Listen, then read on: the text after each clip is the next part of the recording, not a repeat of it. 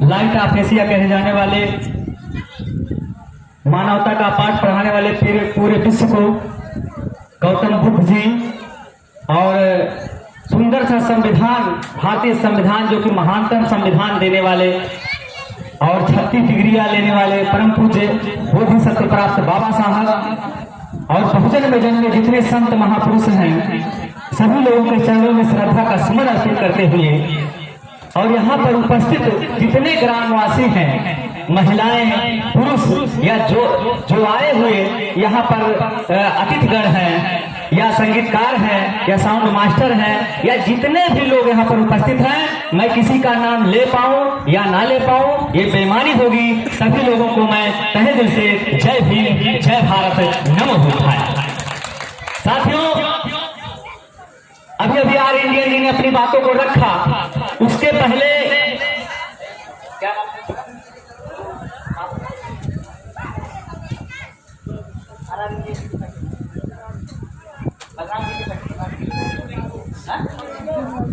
हाँ, मैं जब से यहाँ पर आया हूँ साथियों, प्रमोद यादव जी, प्रद्युम्न यादव जी ने अपनी बात को रखा, उसके बाद बलराम जी जो कि पूर्व ब्लॉक प्रमुख रहे हैं उन्होंने रखा, और आर इंडियन जी ने रखा।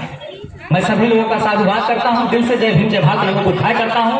और जैसा कि मैं प्रद्युम्न यादव जी के एक बात से सहमत नहीं हूं, अगर शायद प्रद्युम्न यादव जी होते तो बातें तो उन्होंने अच्छी अच्छी की, लेकिन एक बात इस बात से नहीं सहमत हूं कि उन्होंने कहा, जैसे कि बाबा साहब जी ने कहा कि मेरी मूर्ति की ना पूजा करके मेरे विचारों की पूजा करिए।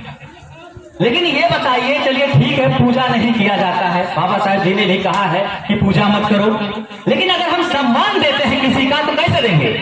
प्रश्न ये उठता है मेरे साथियों, किसी का अगर हमको सम्मान देना है, बाबा साहब को सम्मान देना है तो हम कैसे देंगे? आज अगर प्रद्युम्न यादव जी यहाँ पर होते तो मैं उनसे प्रश्न करता, लेकिन वो चले गए। तो सम्मान अगर किसी को देना है, अगर हम माँ पिता को सम्मान देते हैं, या गुरु जी को सम्मान देते हैं, या महामानव जो है बुद्ध जी को देते हैं, और जो है जितने बहुजन में जन्मे महापुरुष, संत महापुरुष, अगर उनको हम माला नहीं पहनाएंगे, श्रद्धा का सुमन अर्पित नहीं करेंगे तो कैसे सम्मान होगा? है कोई सम्मान का तरीका? और मेरे साथियों, मेरी बात थोड़ा कड़वी है, लेकिन सच्ची बात है कि अगर हम किसी का सम्मान देते तो कैसे देंगे? उसका उत्तर अगर किसी के पास है तो बता दे भाई, हो सकता है मुझे ना जानकारी हो। किसी के पास अगर उत्तर हो कि अगर हम किसी का सम्मान देना चाहते हैं तो कैसे देंगे, या अगर उनकी मूर्तियां नहीं लगाएंगे, उनकी तस्वीर नहीं लगाएंगे तो आने वाले हमारे बच्चे कैसे जानेंगे कि ये हमारे महापुरुष हैं? क्या आप लोगों ने बाबा साहब को देखा है?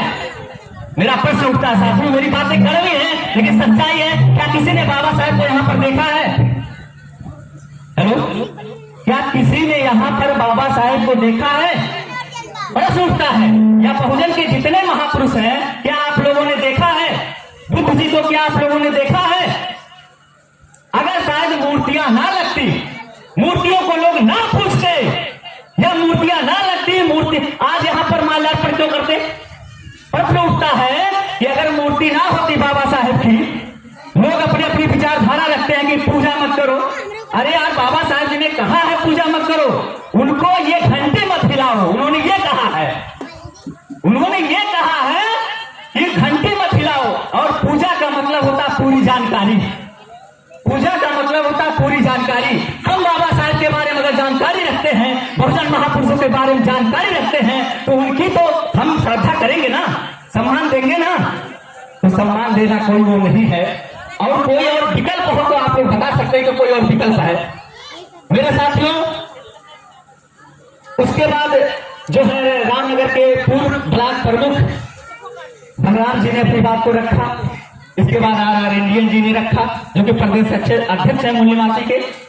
आर इंडियन जी ने अपनी बातों को रखा, वो प्रोफेसर भी हैं, तो मैं सबका सम्मान करता हूं।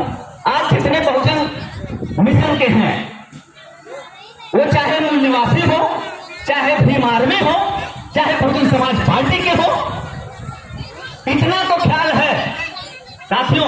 मेरी बातें कड़वी है लेकिन सच्चाई है, इतना तो सबको ख्याल है कि बाबा साहेब ना होते, बाबा साहेब ना होते तो हम लोगों का अस्तित्व ना होता। कोई भी बहुजन समाज पार्टी का कोई भी बहुजन अगर जागरूकता वाला मिशन चला रहा है, किसी भी मतलब बहुजन अगर पार्टी है किसी का, तो सबका उद्देश्य वही रहा है समथिंग लंबी लंबी बातें जितने भी लोग रहेंगे यही कहेंगे। तो अभी देखिए मिशन, जैसे कि कुछ बातें आर इंडियन जी ने कहा, लेकिन मैं मिशन को बता दूं, बाबा तेरा मिशन अधूरा हम सब मिलकर करेंगे पूरा, आर इंडियन जी ने कहा। तो उनका देखिए, उनका सबसे पहला मिशन क्या है, जैसे एक पिक्चर होता है मेरे साथियों, एक पिक्चर होता है, पिक्चर का एक ट्रेलर होता है, ट्रेलर। तो ट्रेलर में बाबा साहेब जी ने कहा है शिक्षित बनो, संगठित रहो, संघर्ष करो। शिक्षित रहो, संगठित बनो, संघर्ष करो। अब ये तो ट्रेलर है, लेकिन शिक्षित क्यों कहा? क्योंकि उस समय जिस समय बाबा साहब थे या बहुजन महापुरुष के जितने लोगों ने लड़ाइयां लड़ी, उस समय हमारे दबे कुचले समाज को शिक्षा वंचित थे, शिक्षा वंचित थे। तो उन्होंने इसीलिए कहा कि जब ये लोग शिक्षित हो जाएंगे तो अंधकार हो सकता है दूर हो जाए। चलिए उनके माध्यम की वजह से या जितने महापुरुष बहुजन के सभी लोगों ने प्रयास किया और लोग शिक्षित भी हुए। लेकिन हम इतना कहना चाहेंगे, शिक्षित और साक्षर, यहाँ पर देखिए पढ़ा लिखा समाज में बैठा है, दोनों में दो बातें हैं। मेरी माताएं बहनें, अनुरोध है कि 10 मिनट मेरी बात को सुन लीजिए। मैं देखिए अपना अस्पताल छोड़ के आया हूँ, इसलिए जबकि मुझे कई जगह जाना है, कई जगह कार्यक्रम है, लेकिन मैं चाहता हूं कि अगर मैं बहुजन समाज का हूं और अपने बाबा साहब बुद्ध जी या बहुजन महापुरुषों का नमक खाया हूं, तो हमारा दायित्व बनता है कि अपने समाज को जागरूक करना, अपने समाज को जागरूक करना। और इसीलिए मैं यहाँ पर उपस्थित हूँ और यहाँ पर सब लोगों का मैं सम्मान करता हूँ, तहे दिल से जितने साथी यहाँ पर हैं। तो मैं ये कह रहा था कि बाबा साहब डॉक्टर B.R. अम्बेडकर जी ने कहा कि शिक्षित बनो, तो कुछ लोग साक्षर हैं, कुछ लोग शिक्षित हैं। अब कंफ्यूजन वाला मामला है ना? बहुत लोगों को दिमाग में आ रहा होगा साक्षर क्या होता है, शिक्षित क्या होता है। पहले तो मिशन ये जान लीजिए, पहले तो मिशन ये जान लीजिए, जैसा कि कुछ निर्देश कुछ बातों को बताया आर इंडियन जी ने। देखिए साक्षर वो होता है डिग्री धारक, जैसे हम B.Ed कर लीजिए, BTC कर लीजिए, MA कर लीजिए, मतलब कुछ भी कर लिए और बड़े पद पे चले गए, वो हो गया साक्षर। लेकिन शिक्षित का मतलब ये होता है हम नहीं पढ़े, नहीं लिखे, नहीं पढ़े नहीं लिखे, फिर भी अब जैसे कोई काम करे, एक कढ़ा होता है एक पढ़ा होता है, आप लोगों ने सुना होगा, एक कढ़ा होता है एक पढ़ा होता है। अब कबीरदास जी मस्त कागज छुओ नहीं, कलम गयो नहीं हाथ, तो क्या वो ज्ञानी नहीं हुए? क्या वो ज्ञानी नहीं हुए? ये इतिहास है अपना, बहुजन महापुरुष हैं कबीरदास जी, रविदास जी भी नहीं पढ़े, क्या वो ज्ञानी नहीं हुए? तो ये कहना है कि डिग्री पा लेना, जैसा कि आर इंडियन जी ने कहा कि डिग्री पा लेना बहुत बड़ी बात नहीं है। मैं कहता हूं ना पढ़ो, नहीं पढ़े हो, बाय द वे नहीं पढ़े हो, लेकिन बाबा साहेब के अगर मिशन पर चल रहे हो तो समझ लीजिए कि जो पढ़े लिखे बहुत बड़े बड़े डिग्री धारक भी हैं वो लोग फीके हैं। अब बाबा साहब का मिशन पर मैं थोड़ा सा चर्चा करूंगा। और संघर्ष क्या था? संघर्ष ये है, हमको लड़ाई लड़ना है, लड़ाई आपस में नहीं लड़ना है। किस चीज का लड़ना? संगठित, मतलब संगठन बनाइए, आपस में बहुजन समाज एक हो जाइए, चाहे वो मूल निवासी हो, चाहे वो बहुजन समाज पार्टी हो, चाहे भीम आर्मी हो। मेरा ये कहना है, बाबा साहब का भी यही कहना था कि बहुजन को संगठित होना चाहिए। आज जब कोई बात करता है, मैं दावे के साथ कहता हूँ, चंद्रशेखर रावत अपनी लड़ाई लड़ रहे हैं, बहन जी अपनी लड़ाई लड़ रहे हैं, मेसराम अपनी लड़ाई लड़ रहे हैं, यार बहुजन की लड़ाई क्या लड़ रहे हो? जब तक संगठित नहीं हो और कहोगे बाबा तेरा मिशन अधूरा, हम सब मिलकर करेंगे पूरा। बाबा साहब का दूसरी पंक्ति है ना, संगठित रहो। क्या संगठन हुआ? प्रश्न उठता है, क्या संगठन हुआ? एक दूसरे की सोच पे तानाकसी करते हैं, ये जितने पॉलिटिक्स वाले हैं एक दूसरे पर तानाकसी करेंगे, कहेंगे रावण नहीं सही है तो मेसराम नहीं सही है तो बहन जी नहीं सही है।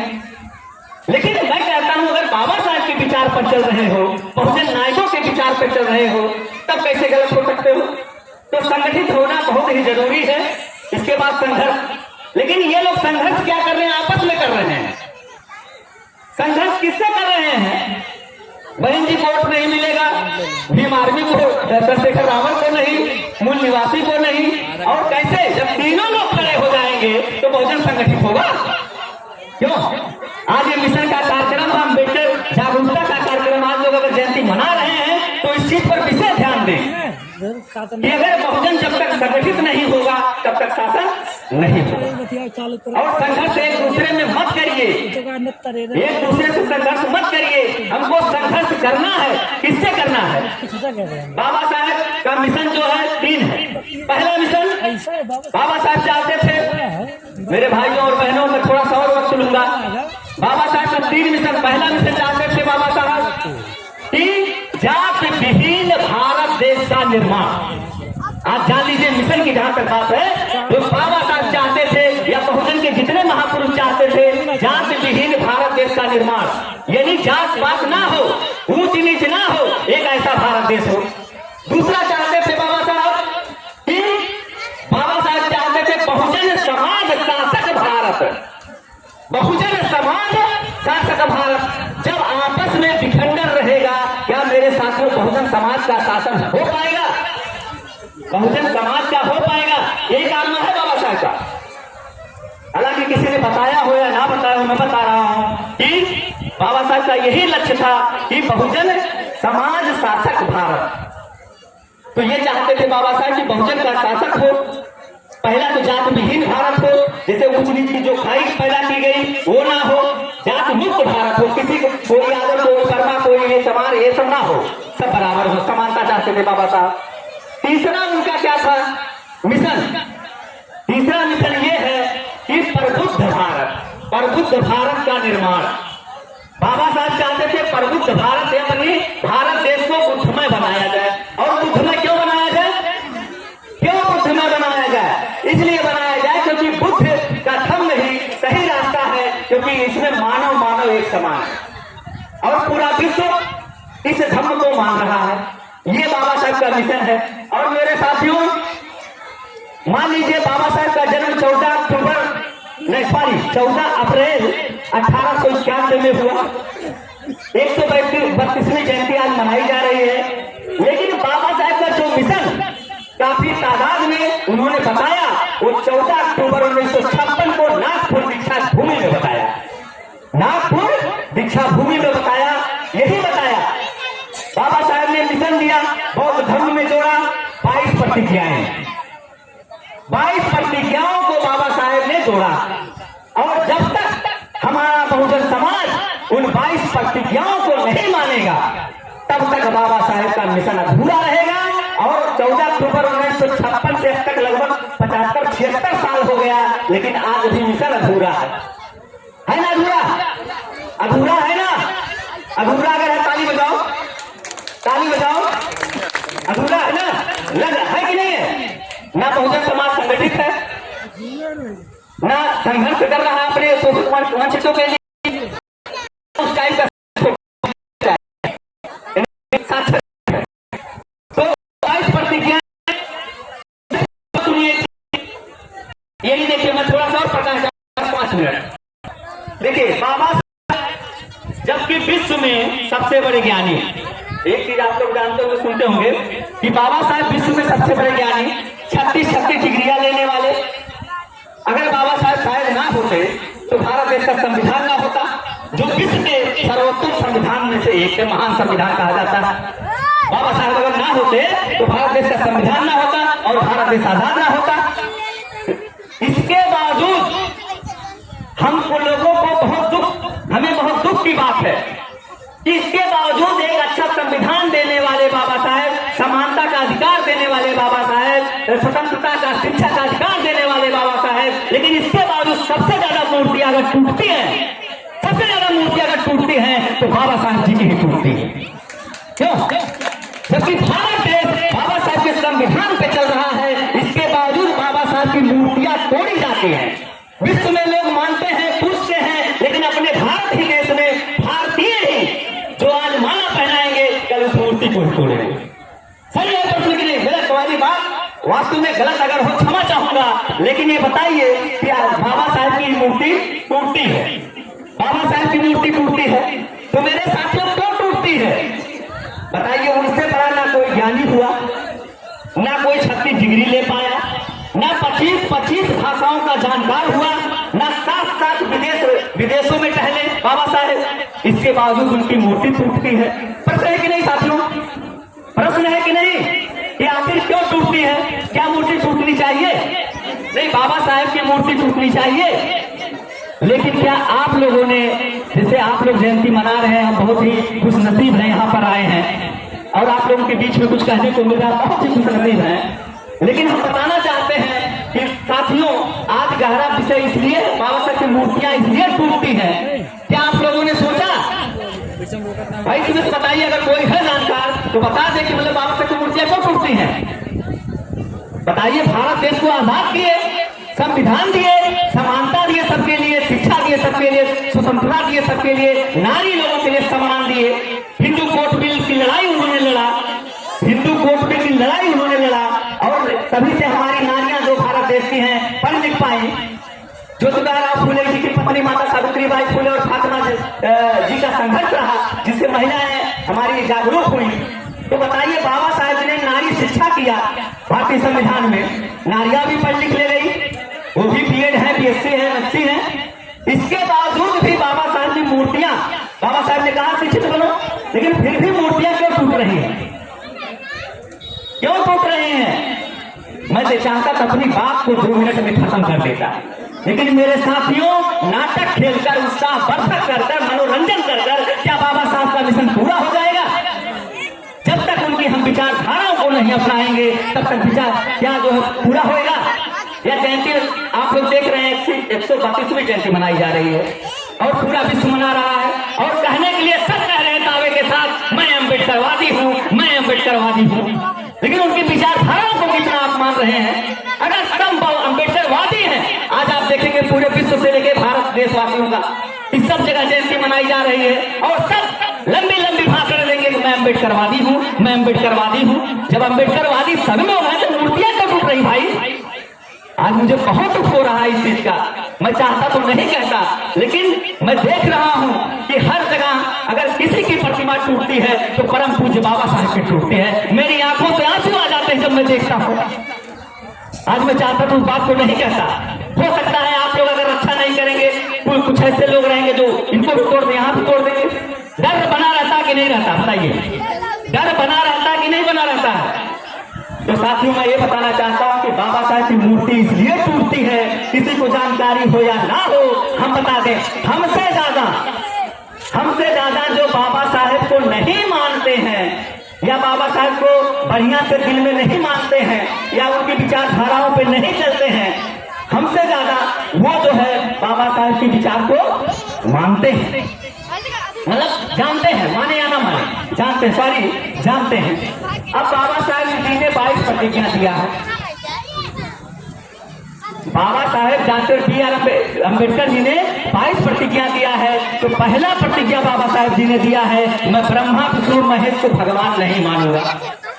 बाबा साहेब जी ने दिया है, मैं ब्रह्मा विष्णु महेश को भगवान नहीं मानूंगा। अब तो गड़बड़ाई का मामला, अब तो मामला पूरी तरह गड़बड़ाई है। अरे ये क्या कहते हैं? बाप रे बाप, ब्रह्मा विष्णु महेश शंकर, ये मैं अपनी बात नहीं कह रहा हूँ, ये बाबा साहेब जी ने मिशन बताया है मेरे साथियों, जिनको आप मान रहे हो या तो मत मानो, लेकिन गपगढ़वा काम मत करना भाई, गपगढ़वा काम मत करना, क्योंकि बाबा साहब का मिशन है। बाबा साहब जी ने कहा, मैं ब्रह्मा विष्णु महेश को भगवान नहीं मानूंगा। महेश मतलब शंकर, ब्रह्मा विष्णु महेश। अब जो मनवादी विचारधारा के हैं, उनको पूरी तरीके से झटका लग गया। अरे बाप रे बाप, हम रहे भगवान के नाम नहीं है। आप लोग देख रहे होंगे, मूर्ति है, मूर्ति पे बुद्ध के अलावा क्या है? किसी की और तस्वीर? क्या किसी और की है? किसी और की नहीं है ना? तो पहला आघात हुआ। दूसरा आघात क्या हुआ? जिसको सबसे ज्यादा लोग मानते थे, राम और कृष्ण, तो बाबा साहब जी ने कहा, राम और कृष्ण को मैं भगवान नहीं मानूंगा। ये मैं मिशन की बात बता रहा हूँ, ये अपनी तरफ से नहीं। आप लोग यूट्यूब पे सर्च कर सकते हैं, गूगल पे सर्च कर सकते हैं, बाबा साहब की 22 प्रतिज्ञाओं को पढ़ सकते हैं। और बाबा साहब चाहते तो अकेले ले लेते, लेकिन 14 अक्टूबर 1956 को नागपुर दीक्षा भूमि में लगभग 10 लाख लोगों के साथ लिया है और ये रास्ता बताया है मेरे साथियों। तो जब तक या और फिर